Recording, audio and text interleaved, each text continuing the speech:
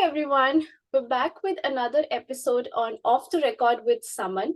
And today we're having a very special guest again, where we discuss the master's degree program, how she perceived it, how she chose it, and how she went through it. And now she's working as well after her degree program.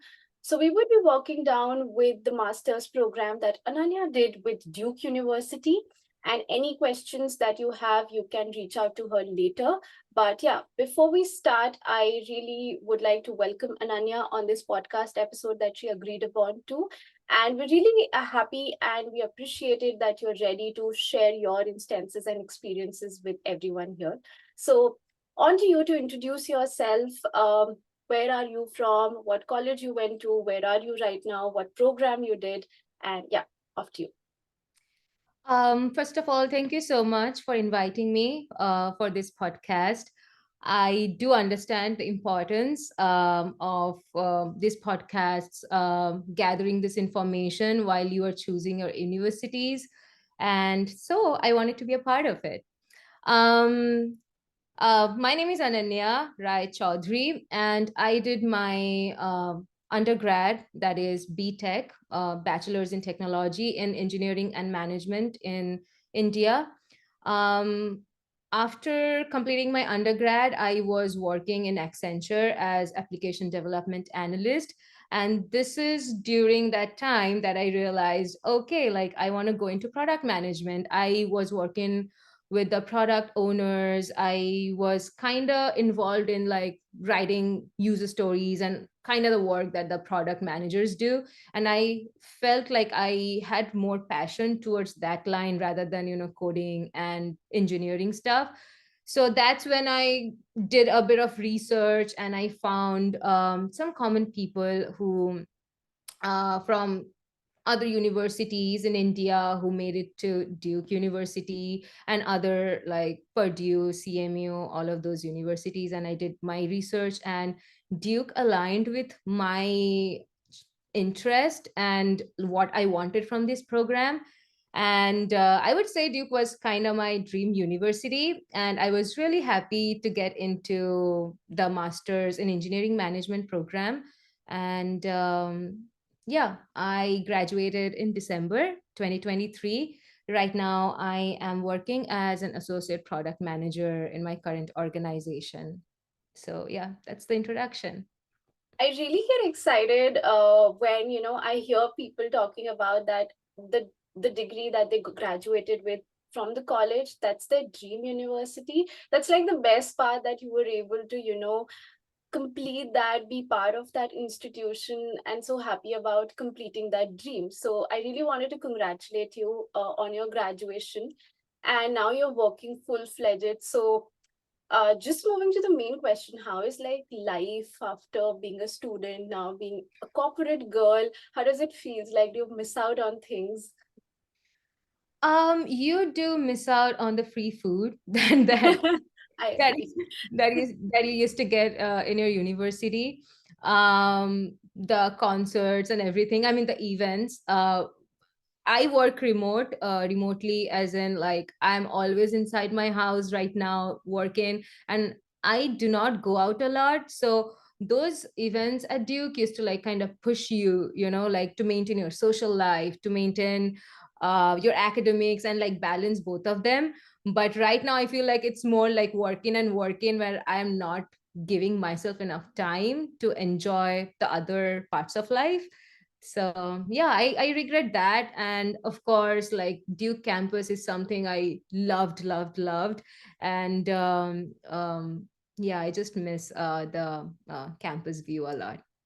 I I I really hear that a lot, and I am in the same boat as well. That student life was way different and like way eventful and colorful as compared to this boring like 9 to 5 thing, and then you're just sitting and you have nothing in the evenings or in the afternoons to do. And still, I am happy that I still don't have that assignments and project due dates, but that comes with a price that you do not have an eventful life now much as compared to Yeah. being a student.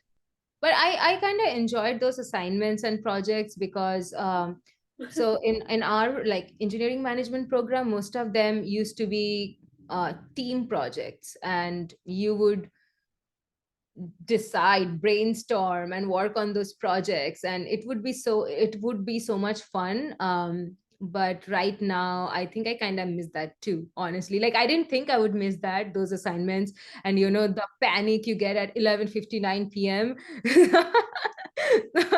Oh Okay, God, it's yeah, submitting. you just Yeah. made me go into the flashback. 11:59 is like a thing, and I would not be lying, like I have submitted couple of assignments at like 11:30 as well. Like, and then there used to come like a red error that, there is some issue, Yeah. refresh the page, and you say, what? Yeah. So, those panic attacks were a thing at that time, and then sitting together, doing things together. Yeah, that I agree. So those were good times. Yeah. Yeah. So, um, so when you were back in India, I know you have experience working into industry, and then you probably went on being a student again. So, back to student life. So, how was your experience, when you were applying for universities back from India? What was your, obviously, I know Duke was your dream university, but what was the selection criteria that you did among, a platter of other universities you got admits into? Yeah. So when I started my selection process for universities, so I was looking, like, you of course have to look at the tuition fees, for example, like, of course. So I looked at those, and then the academic flexibility, like, what are the core subjects and what are the electives, and are those aligning with your interests? So I found, for example, like Duke's electives were really vast, and you could choose from a lot of options for the electives. So that is something which I was really impressed about. And then yeah I think the cultural diversity played a huge role for me to again select Duke as one of my dream universities or my top priorities. Apart from that, Duke has this flexibility that it gives to the students. So you can complete the course, the engineering management course, within 2 semesters or 3 semesters or 4 semesters. It totally depends on you. So, and the amount that you pay for per semester is also different. So you have to pay for 2 semesters. That's there. But for the third semester, for example, there are no tuition fees. You only pay the student fees, which is the insurance and some other student fees that's involved there. So third semester, no tuition fee. So most people or most students, they actually opt for the 3 semester course, because it's like 2 semester feels like too much of pressure, where you have to. So Duke has this requirement, you have to finish 4 core courses and then 4 electives. So to finish it in 2 semesters, you have to be like, have no social life. You have to select like 4 core or four for each semester, and you have to get done with it. So usually people select 3 semesters, because third semester anyway doesn't have tuition fees, and then you can spread those courses along those 3 semesters. But regarding the current job market, I have seen also, larger number of students, they this time they opted for the 4 semester courses, because the job scene was not clear, and then they were not getting the required internship opportunities. They did not have good internship experiences, and they wanted to do more internships. So that is how they also stretched it till the 4 semesters. So that is something which is really good about Duke, I liked. And you can actually select when you want to end your course. So, just to understand, like, it's like 4 core and 4 electives that needs to be compulsorily done. But once you're not paying, like third semester onwards, when you're done with these courses, what else do you have to take up in those semesters? So that's the thing. So if you have completed your requirements, you cannot continue to the 4 semesters. So that is how you have to um, um, decide, or like what I'm saying is the electives are not hard and fast rules. So electives you can increase, like you can do, for example, 5 electives, you can do 6 electives, but core you have to finish, like only you have to do 4 core courses. So you have to spread those 4 core courses along those 4 semesters. So for example, for me, I took all 3 core courses in my first semester, so I couldn't select another one until my third semester. So if I would have selected the fourth one in my second semester, I couldn't finish my I couldn't extend till my third semester. I would have had to finish my course in the second semester.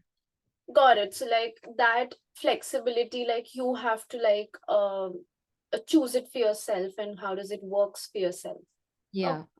fair enough, fair enough. So can you just walk us through your application process to Duke as well? Like when did you apply to, and what were the things that were needed as part of the application process? Like all that you submitted back to the college, and anything that came after the sorry, after the offer letter as well, like any sort of video interviews or any essays that they need as an extension, or like what was the process with Duke? Yeah. So, my process started quite late. Like, I do not recommend that. But also, I had a step ahead because I was already preparing for my CAT exams for MBA. So, I had, the aptitude exam knowledge and all of that. So, but if someone's like preparing from just the beginning, it's very difficult. Like, you have to still give the GRE exam, you have to still do the language exams, IELTS, TOEFL, any of that. So my process, starting with my process, it started quite late. When I was like, okay, I'm not doing MBA in India, so I want to like just in my head to just fix that I want to do engineering management. And then I selected the course and the some of the universities, as I said, like again listing them like priority wise. And I think I started October. July August is when like I was going through the exams, the GRE, and October is when I like started applying for like the application process. So you have to take the GRE exam, you have to take the TOEFL or the IELTS exam. I personally took the IELTS exam. And there is a requirement, I think Duke has a requirement of 7.5 in IELTS, and I had like more than that, so I was eligible. And then you have to also look at the eligibility criteria, like the GPA that the course requires you to have. It's not again hard and fast rule, like if it says like, oh, your GPA needs to be like somewhere around 3.5 of 3.5 or above. You can, if you have like 3.2 or 3.3, I've also seen like students applying for that, so that's fine. But just like to keep in your head that, oh, this is like the requirements. And so once you give those and you start the application process, you have to of course pay the application fee. And you will need LORs, which is the letter of recommendations. So this why I'm saying all this thing is because you have to plan all these things. Like if you start late and then you did not plan your LORs, I had to like go to my university, request my principal of my college, and then the head of department for all those letter of recommendations, and that takes time. So you have to kind of plan all those things. So Duke needed 3 letter of recommendations. I took one from principal, one from head of department, and one from any one subject teacher in my college undergrad.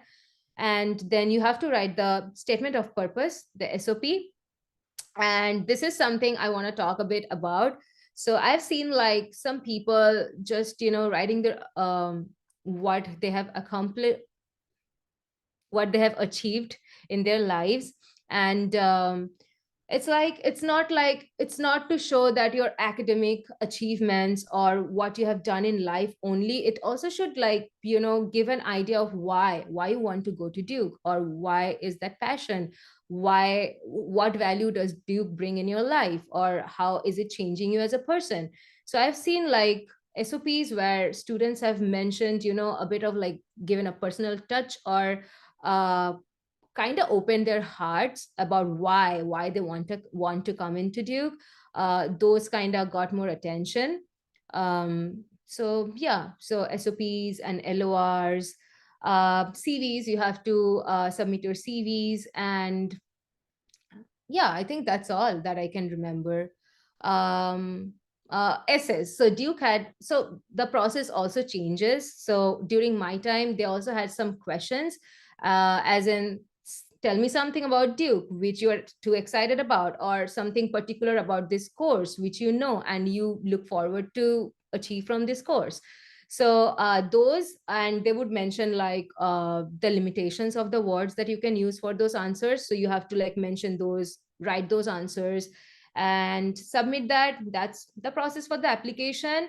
And once the application is done, the there is early round and a late round. So the early round batch is like you have to submit by January. During our time, that was the thing. And the late ones can submit it by March. And the decision also comes in batches after that. Like the early ones will get like early decisions, and the late ones it will come late, something like that. So what then Duke does is Duke will go through all of your SOPs and LORs, and if they think you're eligible, they will send you a interview invite. Now, during our time, it was a recorded interview. Like they will ask a question, you have to record your answers with the video on and everything, and then they will select you, or they'll give you the offer letter. But the next batch that I have seen, which came for the engineering management program, they had like one-to-one interview process with the professors, or I would say the management, I guess.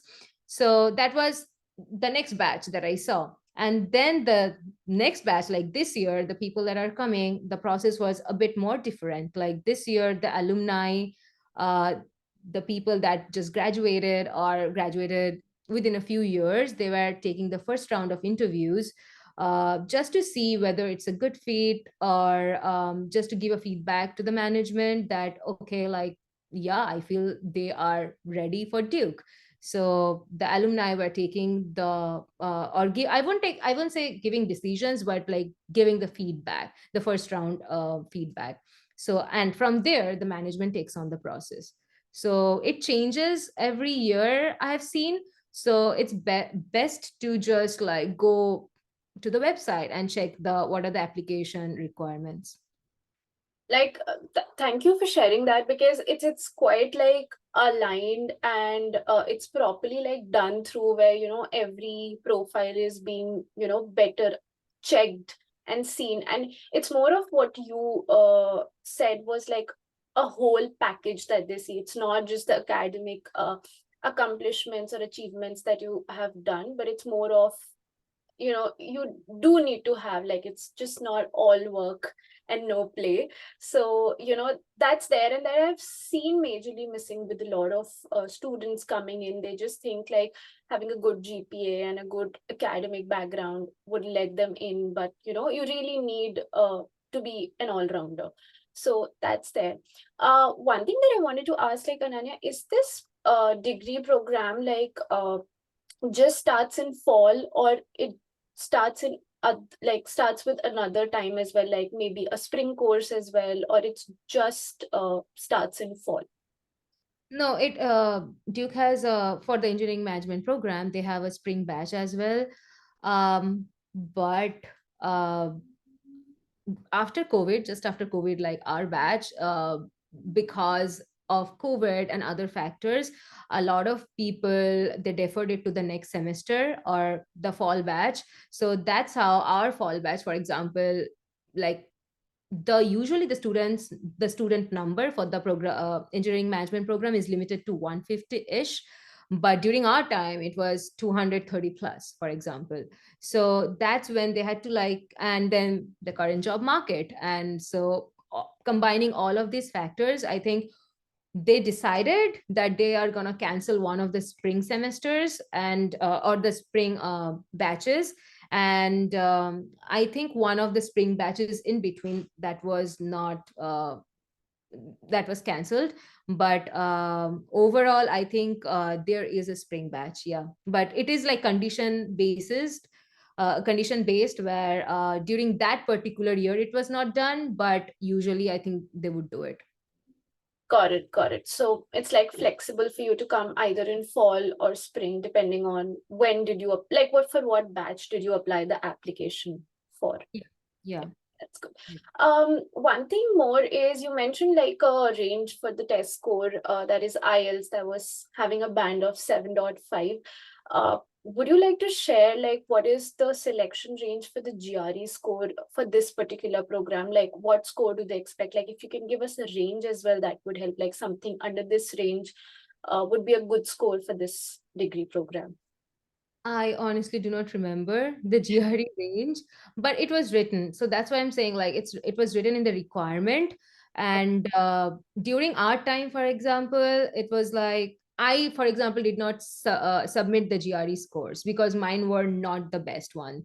So during COVID, they also had that option where if you do not want to give the GRE scores, it is okay. But that also meant that you have to be really good in other fields. Like if you're not giving a certain requirement, it was not a requirement, but if you're not giving a certain thing which is like enhancing your profile, like you have to be good in the other profile other fields. So I wouldn't suggest that, like that is not something a lot of students would do, but I do know a few students who did that.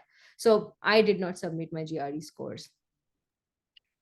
And any sort of like subsection in your application process that you had, or maybe off the application process you had for the aids, like any sort of financial aids which you want to tell us about? Yeah, so some Duke engineering management program has scholarships for very limited number of students, and for them you usually do not have to go on or apply somewhere else or fill any other forms. It is there in the application form. Like if you need a financial aid, like there is a box saying, oh, do you need financial aid? If you select that, and there might be following questions which you have to fill. And also if you mention in your SOP or the statement of purpose that this is why I need the financial support, or this is why I feel I'm eligible for the financial support, and then the Duke Financial Aid Center, they take it from there. And yeah, it's in the single application. Like there is no other separate application where you need to fill that. That's fair, that's fair. At least as part of the application process you're stating it, so I guess that gets into the eyes of the management and then they could decide basis on your profile, right? Yeah. Okay, perfect. Like So if you pass those eligibility criterias, they will consider you as okay, you have passed those criterias, and they will give you that financial aid on their own. okay, got it, got it. So that's part of the application process or the SOP that you submit back to the management is where you actually list down. So Yeah. FYI to everyone here. Nextly, it's it's something that I guess everyone would have it in mind when they think about Duke University or coming to Duke University is more of the tuition fees and addressing or managing the tuition fees. And so we would like to know your way. How did you manage those expenses? What was your experience, and how all those management you did on your end, and how did it work for you? Like maybe your perspective can help a lot of other people. Yeah. So first of all, I had to take a loan. So and with loans, like per semester you have to request, and then they give you tuition fees. So apart from that, you have to kind of manage your personal amount that you are collecting from your loan account. So you don't want to, so that's another thing is like the students, they don't want to take out a lot of personal loans, because at the end of the day it's like accumulating, and then you have to pay interest on that. So mostly international students would do part-time jobs, or which you have to do in the inside the campus. But there are also other options, like they're teaching assistantships, where or I think graders who like grade the courses, and teaching assistants also have hourly wages that they get like a few hours every week. It is limited, the part time is limited to 20 hours per week for F1 students. And honestly, like as long as you are inside campus, you can do any job. uh, Limited to 20 hours per week, but during holidays it's 40 hours per week. So during holidays, some students like they, if you really care about it, like I did not want to do that. It's like overstressing myself with so many hours of work. Like you get like 10 days of holiday, you kind of want to like just go somewhere, clean your mind, get ready for the next semester. So I did not do that, but I do know people or students who do that. So that's what, like you can work during holidays 40 hours per week.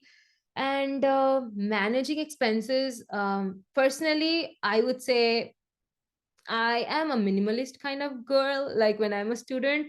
So my room had almost nothing, like honestly, like just a bed, just a table, just a lamp. So because the thought process was, so you come here and you almost get no time, and like blink of an eye and you a few months passes, and then after that you have to join internship. You do not know where you are getting your internship. The moment you come back from internship, within a few months you have to get a full-time job. So it's like you are just moving and moving. So there's no, for from my perspective, it's not needed to have a lot of stuff in your house. And so I kind of was like towards the lower end of like spending. And I would say Duke has like per hourly wage was minimum was 15 $15 per hour, but this year it increased, so that's a good thing. And you would, if you're like working 20 hours per week, you are still getting like around 800 $900, something like that. And then the rent, you have to consider rent. And the rent, people usually take like share the apartments. Some people, if you want to cut down on your rent, you can also share the rooms, but I personally did not share rooms. I wanted a bit more privacy, and I had one room in a two BHK apartment, and it was around 750 ish. But that is also on lower side. Like if you want to go a bit higher, if you want to go to a bit better apartments with like furnished stuff, then it's like 900 or 1000. It depends on you, but for me it was like 700. And I was giving my rent from my part-time earnings, and I would spend almost like as much as needed on my groceries, which would be kind of like 150, maximum 200 per month. So I would say totally like $1,000. And your groceries, rent, and like the your needs in life are sorted. Yeah. I agree to it. And like, if you want to talk about like what was your part-time thing like on like at the college, were you like a TA, or what was something that you were working on? And is it like a process to apply for it, or it's like a first come first serve basis? Like how does it works for Duke? Okay. So I did not expect, but the part-time opportunities were very competitive. I thought I'll come into Duke, I'll figure my stuff, as in like where I'm staying, what I'm doing for the few days, and then I'll search for part-time. But apparently there were people before they came here, they already had a part-time. So they applied from India itself. Like it is that competitive. It was that competitive, and I had no idea. I was like in my own world. I was like, okay, I'll like apply. I'll go there, maybe spend few days and apply. But clearly it was like, so that's why my part-time also was like not then and there. Like I did not get part-time for like maybe 2 3 months, I guess. So yeah, so there are people who apply from India itself, and they come here with a part-time, and then they join here as soon as they come and as soon as they start the course. uh, Duke has a website, Duke's internal website or portal, where it's called Jobix, and any part-times opportunities at Duke inside the campus are posted there. and you can go there, you can search, and you have to like submit your resume, same thing like application. And I won't say it's first come first serve basis, but it's like it depends on your recruiter if they like you. Same with job process, like it's like you, there is a question like why you want to work here, and what motive, what um made you interested in the in this role. And so you write it, and whatever the recruiter finds the most suitable, you just get the job. So that is for part time, and my part time was in one of the labs in Duke, but it was like administrative work, like maintaining the labs, like it's a very like student lab work kind of thing, helping the graduate and the PhD students with their readings and all of that. But you can do teaching assistantships as well. And you have many other, like there are sports team, boys generally like that because you get to travel a lot with the basketball team, with the Duke sports team. And it's the same, it's like kind of administrative work, kind of like project management thingy, team management thing going on there. But yeah, and all part-time jobs do not pay you same. Like mine, how much it paid is not equal to how much like a teaching assistantship student will get. So it depends. Okay, so the hourly wages differs there. Like that's also competitive as Yeah, compared to, okay, got it, got it. like But but yeah, everyone gets it. Like, is there like a thing like everyone eventually gets it? Like, eventually gets it. Yeah, yeah. yeah. Like I thought maybe I won't get, but everyone eventually gets it. Yeah. Also, you have to like, you have to think like one batch goes, like 2022 batch goes, graduates, and then there are all these open positions right now. So now if you don't get just right then and there when you start the course, it's okay, like wait till December, and when this batch graduates, you have all these open roles where you can apply. Got it. Yeah. That's fair, I guess. That works for majorly all sorts of TA, RA, and obviously the fellowship roles when you work. And it's more of you're either grading a senior batch or maybe a junior batch, Yeah. depending on what professor or what faculty member you're under. And yeah, that gives you altogether a different experience. With my experience, I've been a TA and I've been an RA both. I Yeah. personally lean towards the RA side because I don't want to get into the grading shit. Yeah. It's bad. And there's just a big You know, fuss and nuisance about it. oh, okay. I thought I was the only one. So I kind of did not go for one of the TA positions I was offered, but it had so much work, and it was my last semester. You have to, I had to, like, I took the difficult courses in my last semester. I had to do my job search, and I could not go through like pages and pages of the reading those and grading those. I was like, you know what, I mean, it looks good on my resume, but I'll pass, it's okay. Like the fall semester, I did not had a choice. I went for the TA. So I was working under a professor, and I was aligned with the grading of the assignments and checking of the answer sheets, like midterm and final term papers for database management system.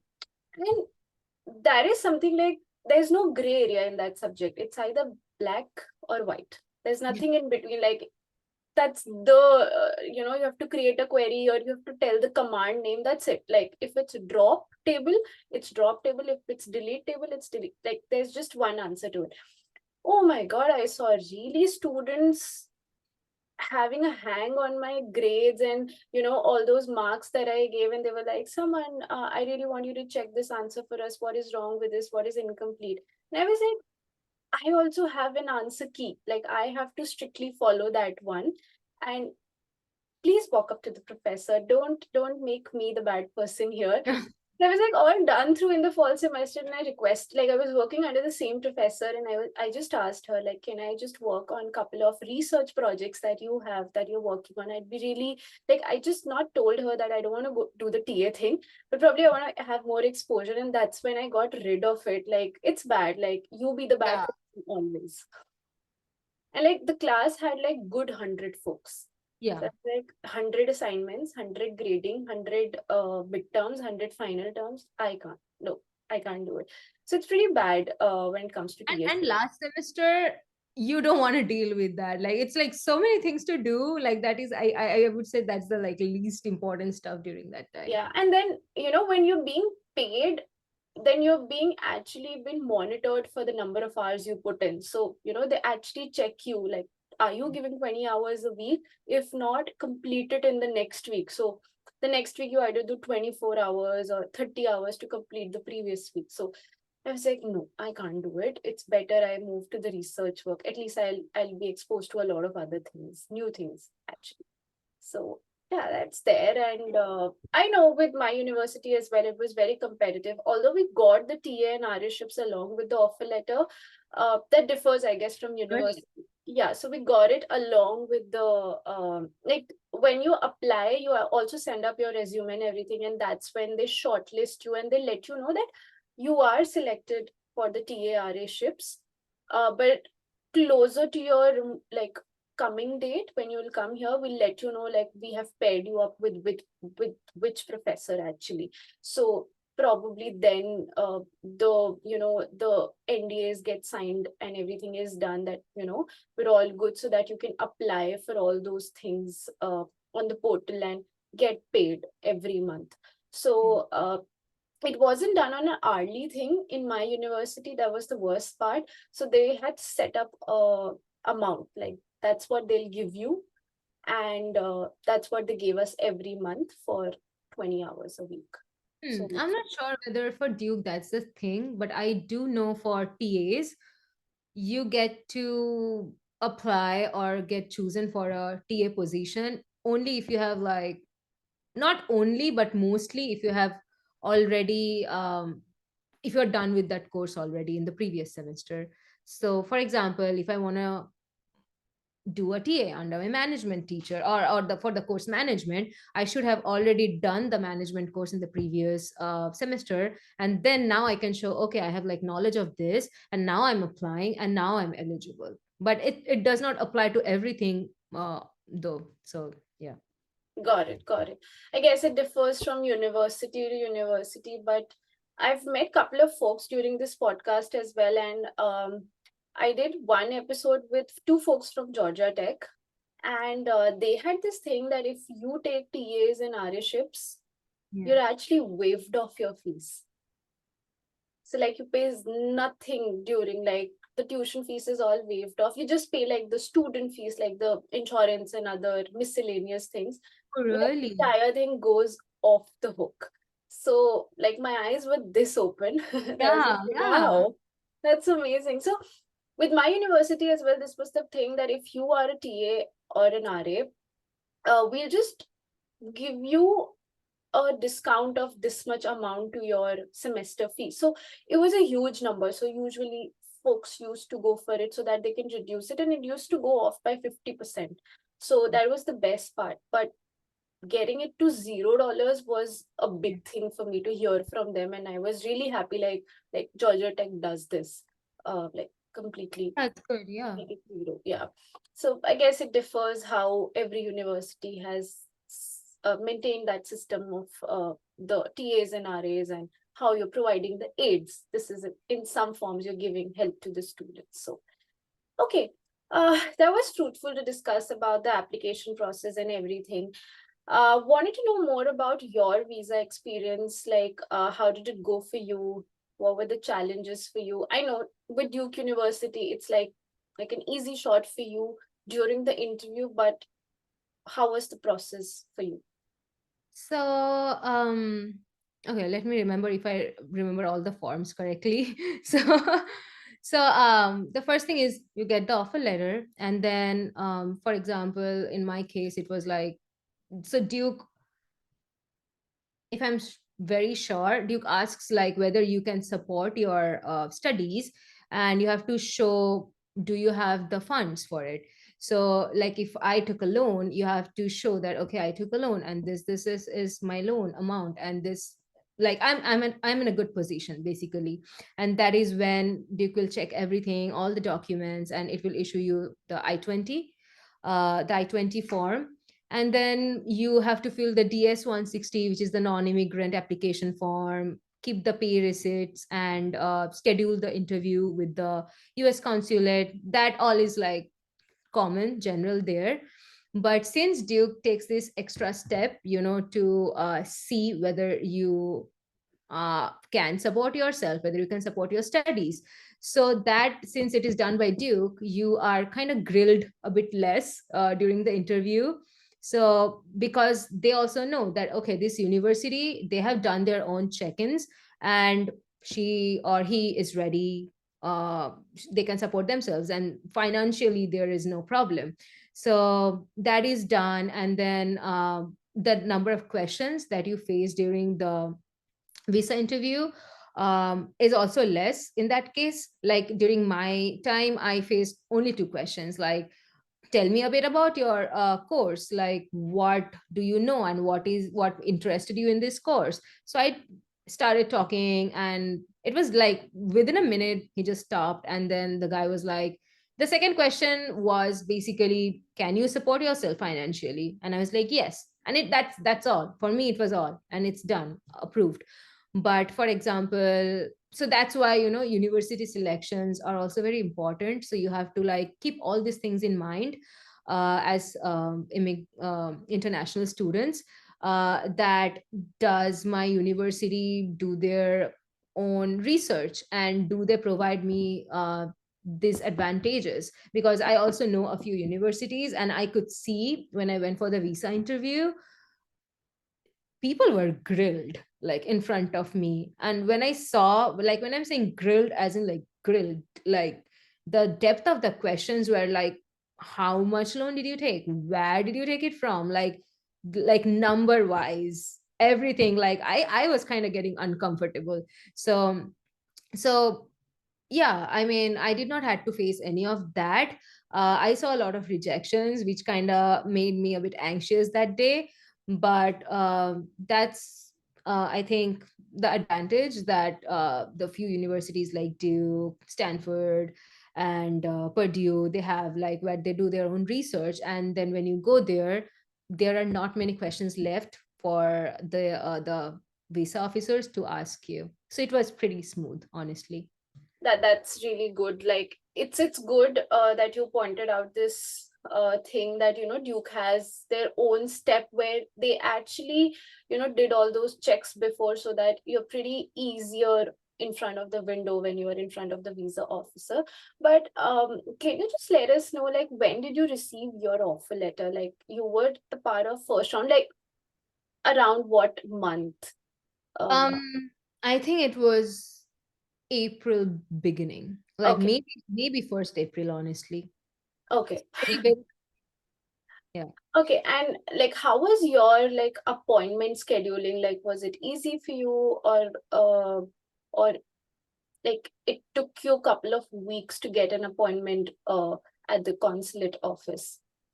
Um, it was very difficult. Yeah, Now, that's what I wanted to now know. that I remember, I almost forgot how difficult it was. It was very difficult. Like, people were like, I don't know about other people, like I know me, and then some of the my close people I was talking to, we were on the website. Like, you would see one open spot, and next second you just click it, it takes you to the next page and blank.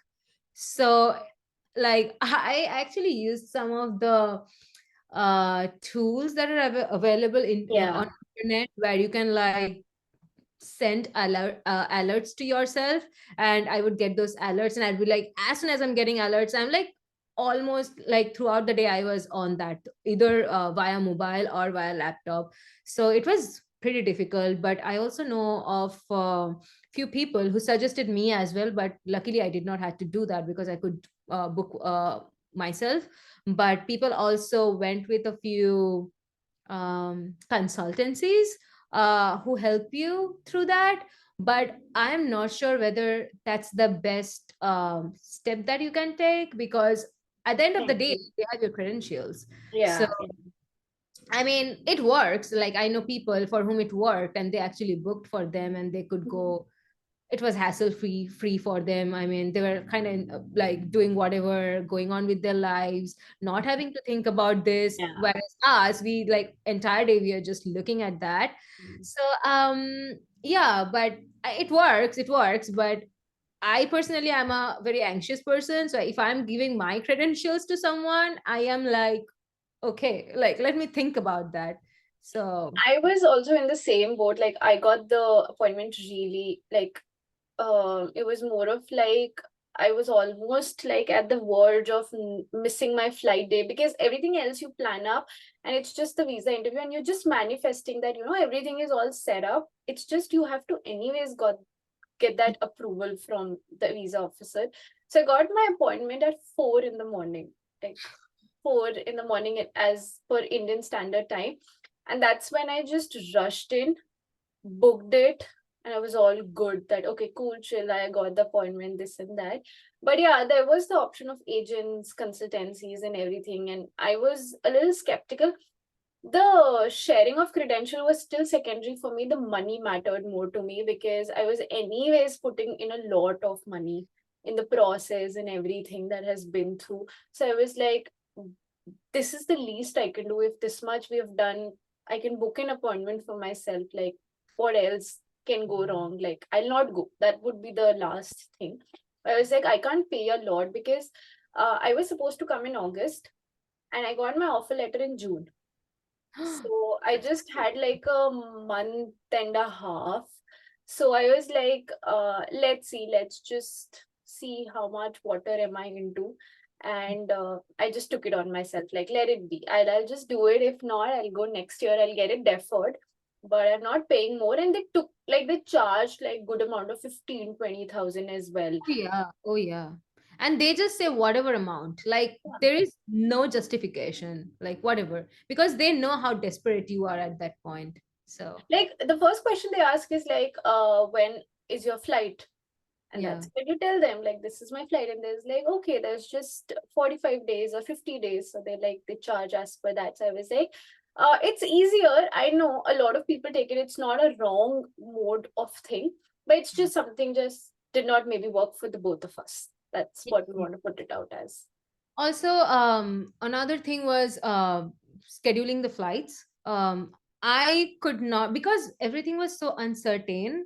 I could not, like, I was like, should I book my flights and then wait for booking my visa slots, or should I do it later? So I was like still thinking, and I saw like some people are very optimistic. I am not. I think I'm not. So I saw them like booking their flights, and everything was done. Still the visa slots were not gotten, or they did not schedule that, and they were like very optimistic, oh, like visa will do it. But in my brain, like I was thinking, no, I am first gonna get the visa slots, and after that, how. And you have to also remember, each day the flight amount keeps on increasing. Like I remember someone who did like 2 days before me, and it was like a 50,000 rupees difference, and I was like, what the hell? So yeah. But I That's did, like, I booked my visa slots. I finished my visa interview, and when it was done, I had a good feeling. I mean, I think they take your passport if you pass. So when that was done, as soon as that was done, I came home and then I booked my flights. I was like, okay, if it's expensive as well, I am okay with that. But like, I don't like so much of uncertainties and like taking steps ahead without just like, same with the part-time job, right? It's like I Yeah. like to plan stuff. So yeah. I got the approval and then I paid my fees. So I played that gamble. I was like, I'll not play the gamble of the fees before the approval. I still get book a flight. That's fine. I can let go of that much amount, but not the fees. So I took that extension from the college that, okay, I wrote back to the college that, okay, this is my date and I'd probably be paying the fees after that. So they're pretty okay and chill about it. But yeah, that's what I did as well. So that's all the permutation combinations you have to work on through, depending Yeah. on your case, like where are you being late. Yeah, I think, that's when life starts as an international student in India. Like, I think that was the first uncertainty or series of uncertainties I saw. And I thought, okay, like that's all. Like once I'm there, it's okay.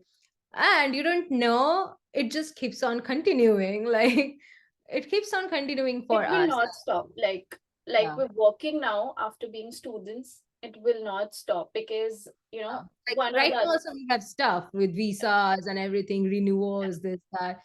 So Yeah, it'll never stop. Like we are always, I feel, in a position where we are uncertain and where we are uncomfortable, and still we have to take decisions. So I've like come in terms with that. I'm still coming in terms with that. yeah. But Same yeah. here, same here. Like, you're into the process and then, okay, your work permit is expiring or you want to get off that lottery system or anything of that sort. Things just come and go, and then you have to go and get it stamped, change the visa.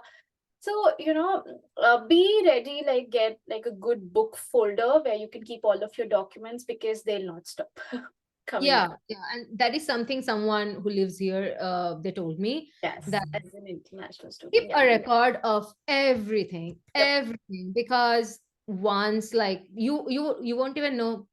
Let's talk about green card and stuff. Like we don't know anything, but let's talk like years down the line, when like 5 years from now, 10 years from now, when you are like in another process, and they will ask you for documents like 10 years back, and then you'll be like, oh, where we didn't even keep this document because we thought it's not important, but it is important. So that is one advice I got, and it's really helpful. Like you Yeah, should have. I agree. I agree to it as well because I have been maintaining that documentation as well. Like, till the date I landed here, to the current times, like I haven't gone back yet. So I'm keeping a record of everything. Like, you don't know, anything could come up. So, there should be every record of it so that, you can present it later as well, be it your taxations or anything else of that sort.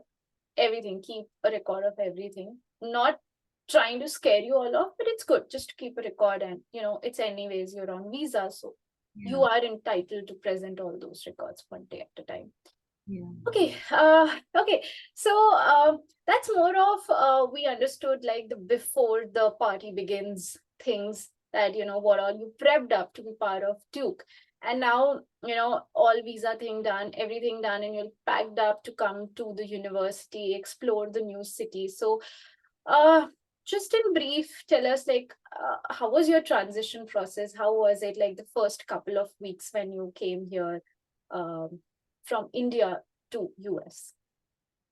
it's challenging. Of course, everyone knows it has to be. um so first few days you just figure out, like, you don't have a car, you figure out how to get your groceries, how to get your mattress, how to get everything, and you plan everything in a group, usually because it's cheap when you're going in a group. So in a different country it's safer when you're going to a certain place that you don't know. So first few days I would say, yeah, just figuring out, uh, like setting up the apartment and setting up all the other settings, getting groceries or things you need in your house. Apart from that, the like at Duke had a orientation week, like 1 week long, and it was so good. I think, yeah, the orientation week, as far as I know, it started during our batch, like fall 2022, and it was very successful. Like we were getting food every day, cookies and salads and like good food. And for 7 days it was kind of like this simulation events that they were doing for students. Take part in this, then you have a break. Like it was like kind of like studying, but not studying, kind of like small short projects. But they were giving you break where you can like enjoy food, and in the evening they are doing something fun for you guys. So Duke played a major role, like in that, where students felt very welcomed and they were like settling in, and different professors would come and they would like say what you can expect from the course, and being very friendly. One thing which I love about Duke is the faculty. I feel like Duke has one of the best faculties, where you can approach your teachers, your professors anytime, and anytime they are there to guide you, to advise you, to help you. anything. Like, it doesn't have to be subject related, it doesn't have to be course related, it can be your personal life. I have seen some students as well go with personal life problems, and they're like, teachers are just through talking them through it. So yeah, so it was like something, the orientation week, we got to learn about the professors, we got to know them. They were like one-to-one sessions with one professors and a group of students, like six or seven, and you just communicate with them. So it was really good academic wise, just to get to know your university a bit better, the environment, the culture. Apart from that, if you're like staying, like mostly we stay in student apartments. We stayed in a student apartment, in student apartments, which is very near to Duke. Our campus was West Campus, so we would stay there, and you kind of make friends, you eat with them every day, you go out with your roommates, you figure things out together. That's what Yeah. I'm saying. But Yeah. having said that, one thing I would say is, like, you have to also keep in mind that you have to also be very self-reliant. Like, you kind of, in this process, you cannot depend on anyone that, okay, like, if I'm doing that, I got to do with that person, or I got to do with that group. So if you're depending so much on another person, like, that person is not responsible for you. Like, they are also coming here for the first time, and they're also figuring things out. So one example for me was, which I always give the example, so I had like an mi phone, which operates in India, and it totally did not work here. So my cellular network was not working, my internet's not working, my phone was not working, and I was kind of getting dependent on people. And you feel like, okay, like, we're together, we'll figure it out. But at the end of the day, I found out, like, like, they are doing their things out, they're also figuring things out. So you cannot depend totally on everyone, but to an extent where you feel like it's helping you, but also like very self-reliant, where you are like, where this bus route goes, and you can go on your own if it requires you to, and you can go and do your necessary things and not entirely depend on a group or people. Yeah. That's one thing here. Like, that's the thing that you have to take in with a pinch of salt. That, Yeah. you have to start enjoying your own company. You have to trust yourself. People would like, I would be honest here, when you were a student, you would have, like, your study sessions, group sessions, everything together, going everywhere together and having somebody alongside with you. But when you come to that corporate life, those things really go to lesser number of days, and those party times, anything of that sort, gets reduced. So eventually you have to stay on your own, you have to do things on your own. So they are there, but still, um that has to be there, that you have to start enjoying your company, so that monotony does not affects you, and all that Yeah. things. So that's there. Yeah. I felt that was important, because I had to learn it in a difficult way. So I, like, anyone who comes here and, like, asks for a bit of advice, I'm like, see, it can get lonely here, but you shouldn't feel bad about it, or you shouldn't let yourself get into depression or all those stuff. Like, just expect that it gets a bit lonely here, but you should also think of how to navigate through those situations, because there are plenty amount, like Duke, for example, has social gatherings, international student gatherings, all these events it does for, to make you feel welcomed, or for you to find people. So why not take advantage of those and roll with it, instead of just feeling like, okay, like, I'm missing my family and I'm so sad. So yeah. It's at the end of the day, the harsh truth, that's what you signed up for. Yeah. Survival is something that you have to plan it out for yourself. Not depending on others always, but still having that family sort of thing, because obviously the friends and everyone you get here are your only family here. So still being independent, but yeah, obviously having people around you, that helps them. Okay. With that being said, like, we know, like, the job market was really bad starting 2022. I have been into the same boat, and I am really glad that you have this first job after your master's degree. I know it would have taken you couple of couple of bad times, bad interviews, and bad times as well, where you were being ghosted or anything of that sort. That's what we've all seen through. But how was your experience in terms of searching for a job and all of that time? Hmm. So again, another advice I got from the seniors or Duke alumni was, please start your internship search early as possible. And then they mentioned the same mistake that they did was, they were like, we started late. And I mean, of course, they got internships, but it was like more anxious time, right? If you're starting late, just imagine how bad the job market is. And on top of that, you're starting late. Like, it's like gone, like it's like a gone case. So I did that too. I wouldn't say I started very late, but I did not understand the intensity or how important it was to, for example, tailor your resume from the beginning. I did not know. I was like, because we didn't do those things in India, right? So we are like, we listen all those things and we're like, okay, we'll do. But in your mind it's still like, okay, like, let me still like just put the same resume everywhere. And it was not working, and I was not even bothered. I was like, okay, maybe they're not selected. So what I'm trying to say is to figure that path, that what I need to do, that it is not working out for me. It took some time. So first I started maybe like December to like write down my resume. And then resume, the format you write here is way different than you write in India. So you have to know, like, my resume that I submitted for my Duke application looks totally different from what it looks right now. So that, and people, like, when they're beginning their journey, they don't realize how much time it's going to take to just write your resume. Like, we think, okay, it's like a 1 2 day thing, like we just write what we did. But it's not, like, like we know how difficult it is.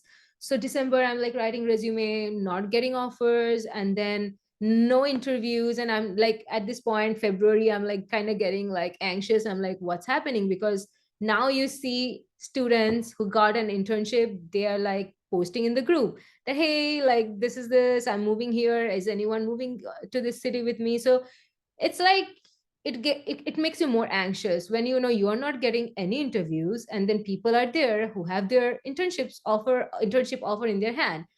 So yeah, so I would say then I realized, like, another thing is Duke has this career services where they give you these tools, um where, like, different tools, like there are tools like recruitment platforms like Handshake, where you can connect with recruiters and all of that. And then it gives you tools where you can tailor your resume, and it gives you resume points, and it helps you. So the Duke career services really helps you. And then there are some mandatory, some optional um, uh, seminars where tells you how you can write your resume, how you should approach the job market. So I kind of attended those, and I actually saw a lot of students attending those, and kind of they felt it was beneficial for them. It was beneficial for me. So I attended those, and I kind of started getting more and more idea. Okay, like, then this is how I tailor my resume for each job requirement or each job role. And this is how I approach the recruiters on LinkedIn, or this is how I send them cold emails, right? We never sent cold emails, we never sent cold LinkedIn DMs. So that is like my internship search is where it all started. So I was like, okay, what do I write? Like, how do I send this email to this recruiter, or how do we find their email IDs? So all that extra work that you have to put through, it's like a lot, very difficult for international students. And on top of that, recruiters ghosting you. That I got ghosted multiple times. Like, at this point, I don't even remember the count, but I have been ghosted multiple times. And on, like, some unfair stuffs also happened, like, my offer letter got taken back, and then I was promised an offer letter tomorrow, for example, and today I'm like informed, no, like, um the management is not ready to give you the offer letter, or they're not looking for this, all those excuses or all those reasons. So it becomes more and more difficult on us during that time, because now we are putting all those efforts and we are not seeing any result, and we still have to get this internship offers. It's difficult. So that happened with me twice, but eventually very late in summer, I think May-ish, I May 2023, I got my internship in a AI startup, ed tech company. And my experience was really good there. But since it was a startup and it did not have a requirement for a full time role, I knew that from the beginning. So I was already like looking for options, like how to now approach my full time job search. So now what I was now that during the internship I have like gone through the process, I know what I had to do. So now it become a bit more easier during my full time search, and I did all those things. Like for every job role, I was tailoring, tweaking my resume, I was reaching out to the recruiters, I was having a Notion page where I'm like writing and keeping track of all the applications, and which is very important. um Tracking your applications, which again I did not put importance into, but I understood how important it is. And yeah, and just by that I just kept continuing doing the same thing over and over again. And I think my current job, I saw a post from my manager, and I reached out to her, I sent my portfolio, I sent her my resume, and she was interested. And yeah, and that is the good part was, it was not kind of shady, nothing was shady, nothing was unnecessarily delayed. Everything was like, okay, I like your resume, and let's get in the call. And same week, okay. And after the first interview was done, it was like, okay, we like you and we would want you to move into the next round. So what I'm saying is like, it's like not it's it was very clear, very transparent process, which made me, interested in the company, in the people, in the team.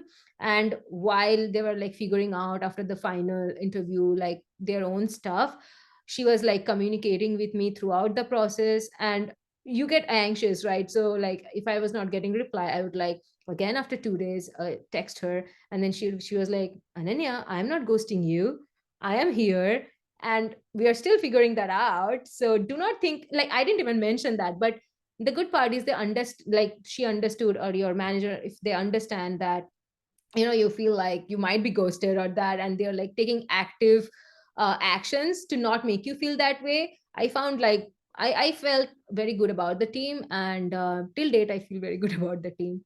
So yeah. That's amazing. That's amazing. Like the ghosting part is the worst part, and I guess you landed up to a good team and they were working out on things, because sponsorship is another bar for us to get it, because if not that, we're still not secure for the coming years. So that really is important. I went across a couple of startup companies as well. And it's completely fair for startup companies to not have anything for international students, because they're still starting up with things and that is not somewhere they want to focus on. So that is challenging. But talk about like like I know you are a product manager. How does your current role with your organization aligns with the curriculum that you completed with Duke? So how are they proportionate in any ways? Yeah, so my current organization is financial services industry. And in Accenture, I used to work with my clients, which were also financial services industry clients. So that kind of helped me transition, or I think made my manager seem like I'm eligible for that role. So it was the same thing, but in Accenture, it was, as I told you, it was not direct product management, but I had like idea. I was working with product owners and all of that, and the CRM, and like uh, yeah, I would say the overall product, but not directly. So here, now that I have worked there in the financial services industry there, and now I went through the Duke course and I studied, okay, like now from product perspective, this is what the product manager needs to do, all the product research and managing team, this, that, all. And the good part was, at Duke, we actually took the courses where we had industry experience or industry exposure, where we are working with the startups and actually giving them strategies, product strategies, which were also utilized by them. It was not like on paper, but which we could see make changes in their product actually. So those consulting projects and all of those kind of helped me transition here. So now all those financial services knowledge, industry knowledge, and then all the product knowledge like mixed together, it's like whatever I kind of imagined or wanted to learn in my new role, I am doing it and I'm learning. I'm pretty happy with the responsibilities, and I would say it aligns with what I thought it would. That's perfect. That's perfect. Like the degree program fully paid for it. Yeah. And whatever you learn, like that is something really important when you get that deja vu feeling that, whatever you learn theoretically during the class, it's more of you're more on the practical versions of it. And it just feels good that, okay, now I do it in the real time. And that's what we paid all that amount for actually to get such an experience. So that's amazing. And Um, yeah, go ahead. so a lot of incoming students, they also asked me about the projects, like the Duke projects that have industry exposure, right? And there are a few, honestly, like students choose them usually like for me, I had like 2 years of experience before, but there are also freshers who are fresh out of undergrad and they do not have any experience. Now need to have some experience or some industry exposure or industry experience in their resume to show that okay, like they're eligible for that role. So in that case, like Duke has these courses, um, consulting practicum or design thinking project. What else can I think of? Like there are a few like negotiations, some of the courses that I'm mentioning. It's like for them, you are directly working with the CEO or you're directly working with the company executives and you are giving them strategy recommendations that they actually employ on their products, and they actually share the metrics, how the metrics are changing when they're talking with you. So big part of product management is stakeholder management. Are you able to talk to all of your stakeholders, vendors or different teams, engineers, and based on all those, are you able to give recommendations which are helpful?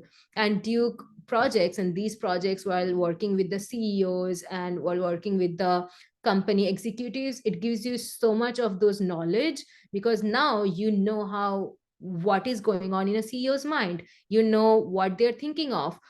Some of the recommendations which you think are oh so productive, but in their mind they're like, it is productive, but it's not feasible. We cannot do it right now. So to get in that mindset and to understand how my recommendations, whether it's feasible, how it is feasible, can it be implied right now. So yeah, I would say it's all about getting into that mindset, the product manager mindset, and Duke does a really good job of like helping you get into that mindset, I would say. And once you're in that mindset, I think like the rest of the things you can always learn. And sorry, and it's more of like when you get into that headspace, you just think everything in those terms only, that okay, how can I manage it, how can I make it more tunable, more productive, and then how much feasibility factor it has. Like I know you be the best into this space and you would know it better, and understand the management of it and how can we tune it better. So that's what what we learn, and now what we implement in the real times of management of the project. So that's amazing, and that's good that Duke gives that exposure to folks as well, so that they can brush up and see where do they actually fit in, how much they could put up the feasibility factors for all those projects. So that's great. The very last question that I have here for you before we end up this podcast is, I really wanted to know and let everyone who is watching out here as well to know more about any sort of community experience that you have, maybe through Duke University, like student societies or anything. in general, or any other offline community experience that you had or have seen it, so or have experienced it and want to talk about it? So, one of the major things that I can think of is one of the conferences that I went to. I think it's a Grace Hopper conference. I went there, and Duke does sponsor you. Maybe not entirely. It depends. Like when I went, the ticket prices were more, so Duke like kind of sponsored half of it. But if you could book it earlier and you got the spot, it was like lesser amount, and in that case Duke is sponsoring for your whole thing. So it was great experience. It was offline experience, and this was literally just before my full-time job, and I could see how crazy people were in that conference. Like honestly, um did I feel it was very productive for me? Maybe not, but that is not why so the thing is how it was projected to us, or how I understood this about the Grace Hopper conference was, okay, if you go to this you get a job, but they should not like, that is not what happens. Like it's like, okay, you go there and you connect with people and you get to network and maybe you'll get a job. But since looking at the times how difficult it is right now, people were just very anxious, they were desperate, and uh, it was just all over the place. So I did not get any offer, by the way, from GHC. So that is something Duke does, and it does sponsor for your conferences if you want to go somewhere. Limited amount, of course. And then there are different clubs, like there are product management clubs for folks who are interested in product management, or they want to, product management clubs would do, organize these events where you compete within groups and you come up with these new products, and like they continue with the momentum and they keep it going. Then like it depends, like if you're into operations, or if you're into supply chain, or if you're into consulting, so there are different clubs: consulting clubs, product management clubs, supply chain clubs. And these are organized by the Duke students, like the current students, and they have these cabinet managers or the team that they form, and they bring in people as well to talk about this stuff, like industry leaders. We call it industry leaders, or like let's just say like CEOs of startups and like people who have had similar experiences, and they come and they show you how to do it. Maybe it's a 2-day event, and they'll be there with you for those 2 days, and then they'll show you, or they'll, so that's what I'm saying, like it's like an ongoing process. And at the same time, these clubs also help you with, like during the job search, they try to bring in these leaders who will be like having this network, where you'll have this network opportunities where you'll network with them, and you can connect with them on LinkedIn, and you can go through them, and they can kind of recommend you if you want them to. So those things. And apart from that, then Duke has, as I was telling you, the career services, or apart from that too, like it's just not limited to getting a job. It's also limited to, okay, like you want to know about visa, or what visa status renewals and what you need to do. Like they bring in speakers where they talk about those things, and those, after that, like what to do, how to approach the visa status and how to work from there. So I feel the community organization in at Duke is really really very strong. And it is something which is just not again on paper or just for the sake of it, but they are actually doing some good work. Like all these projects that I was talking about, they are arranging it, they are bringing in leaders, and they are designing it like from the beginning till the end. So it is really recommendable. That's great. That's great. And they actually really help you a lot. And what I've heard so far is it just gives you idea about the industry as well, that Duke is focusing on different like subcategories of the industry, be it supply chain, consulting, project management and other more. And then obviously focusing on the trails of, if you're an international student and know more about what's coming next for you, and having like a committee who can answer more of your questions. So that's really amazing. Like you have folks around. Yeah, I think there is a. I was not a part of it, but there are communities for international students as well. Like, of course, like there is something, I think, the Cultural communities. Hindu society and like different culture, different ethnicity, Okay, got it. and they organize this traditional events. Like for us it's Diwali, for Chinese people I think it's Chinese New Year. So the Yeah. big events in your ethnicity or your culture, they celebrate it together, or just to plan it. Like it requires so much to just plan it so people can show up, right? So that's huge. And I think those also involve not just current students but also alumni.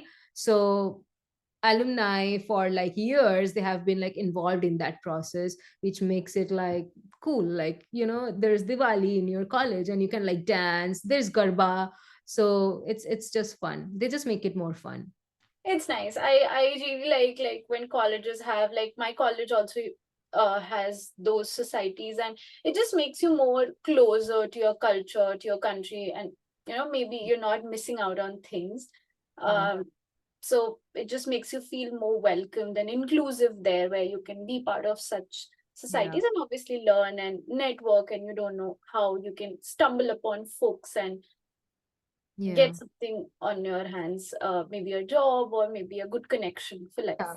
So that's amazing. And like I really liked what Duke has done so far, and it's really impressive. So a great choice, and I would say a perfect dream university for you. And I am glad that you could actually experience all these things and come and talk about the university, because that's the tag we carry on for years now. Like we were part of that family and as part of the alumni group. But thank you so much, for sharing all those things. Before we just head off, like sign off, one last thing, like any sort of advice. I know you have shared a lot through the hour in between, but at the last, you want to like sum up to all the international students coming to Duke University, anything from somebody who has already done the course, anything that you want to give out as an advice. I don't have one. I have like small stuff, but I'd just say, so if you're applying, if you haven't finished the application process, just to make sure that you know what electives you're looking for, what courses you're looking for, please look into your finances. That is something, it can get out of control.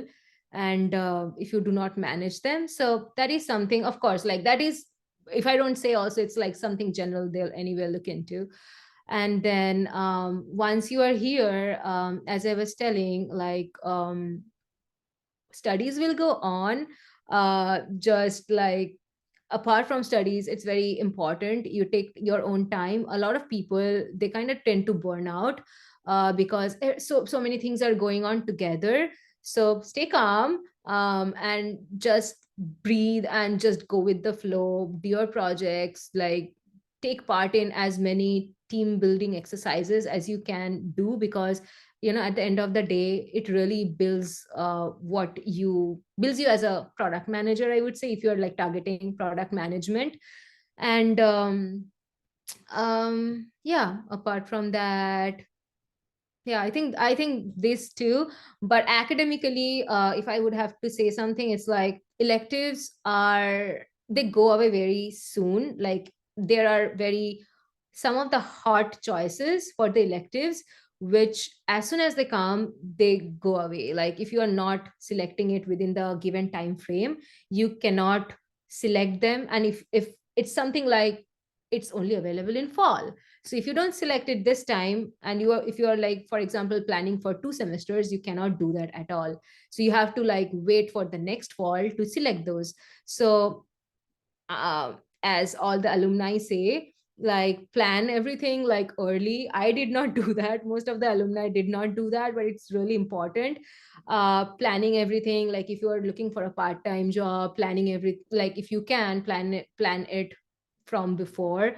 And then if you are looking into these courses, plan it from before. Okay, I want to do this course, so you're not confused coming here. Okay, like I'll figure out what I want to do, because you don't get the time once you are here. All the time you get is before you come here. So yeah, just planning, going with the flow, and keeping yourself healthy.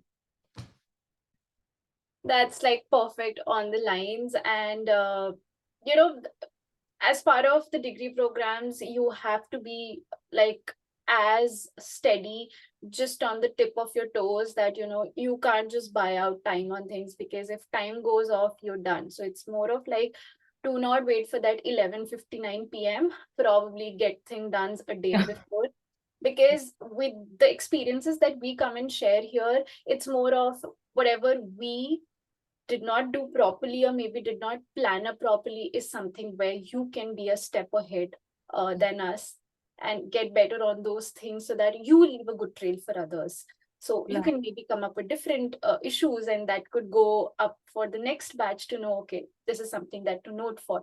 But the one thing that goes same for everyone here is more of, just be sure what you want to do with every semester, and that's how you plan. So it's very important to be into that journaling thing, that you plan everything, you keep a track of things, so you know, okay, what next, what am I supposed to do for this week, this day, and you do not lose track of time Yeah. or the And space. as I was saying to Saman, it's like I did not understand the importance of marking stuff or listing stuff or having notion. So it is so important. Like I knew, that's what I'm saying, like we heard it, we need to do it, but we did not do it right at the right time. And when we did it, it was already so late. So anything, like if you can write about your finances, whatever you are targeting, like with courses, or looking at the current job market, like it is so difficult right now. So just to keep a track of all your applications, start applying as early as possible. Like before, we could still give a benefit of doubt and be a bit late, but looking at the current scenario, there is no time to be late. And like if you're doing that, you are kind of not doing your best, honestly. So yeah. It's better to be early than to be late, because I know life before COVID, or life maybe before 2022, was different actually. What all of us have seen it from India is like, things get really easy. US is a land of opportunities. You get things really easy. There are a lot of opportunities. But with time, that has shrinked to a position where, the pool of unemployment is more as compared to number of positions. So you have to stand out in some ways or the other. So that is up to you, how you do that, how you plan things. And that's what, what we talk about here as well, that, how can you be different? Because every year people are graduating, and then with that time, a lot of people are getting laid off. So the pool is increasing day by day, and you have to stand out in some ways or the other, because everyone's like at the level of good. You have to be a little apart them. So yeah. So- Something I heard from one of my mentors few days back was people who came to US or to other countries for for studies as international students, maybe Canada, for example. It was much easier for people 5 years back to get established here, start a career, go with your life much easier than what you would perceive today. Like today, your dream of this international studies or the get yourself settled is not as clear as it used to be, or let's say not as easier as it used to be. Like and I am exclusively saying that because it is a thing. Like we don't want to just say people it's easy, because it's not. If it's hard, you got to say people it is hard right now. And if we are facing it, like most probably it's not going away in the next year. So if someone's coming in the next year, they need to know it's already difficult and it's just adding to the Yeah. difficult. It's hard, it's competitive. That would be the word that I would use. That, maybe you are an all-rounder, but when you come to the batch of the class that you are part of, you'd see a lot of diverse groups, first of all, and then all of them are good. Like, they're good at their own skills, and that is something that makes you all in the same pool, and then you are competing for that one job. So it's very competitive, be it getting into a school or be it getting into a job. It's all competitive. So you have to stand out in some ways or possible. So yeah, that's life here. And I hope so. Like, for me, it was a good eye opener. I really liked what Duke has been doing and has done during your course program as well. And it's really commendable that the university helps at every stage. How much resources they could provide at their levels, it's up to you how much you take in, but it's something that's great what Duke has been doing so far. And I hope so all this information creates an impact, somebody gets helped and is into Duke. And I would be leaving down your LinkedIn handle below in the description so that folks could reach out to you for more questions that we couldn't get hold of during this hour. But I would really like to say thank you so much, Ananya, for making out time and coming up talking about all your experiences, because it really matters a lot. So far I never knew all of these things about Duke, and through you I could actually see what Duke has been into, how it helps the folks being international students, and that's the main thing that a university could do. So thank you so much, and thank you so much for being on ITSP Magazine to share your experience. Thank you so much for having me, and I hope I could answer all your questions. Totally, totally. If not, I guess folks would reach out to you and would spam your inbox. I would love that if that would happen. But for now, we'll just sign off and we'll get back with another episode soon. So stay tuned and bye.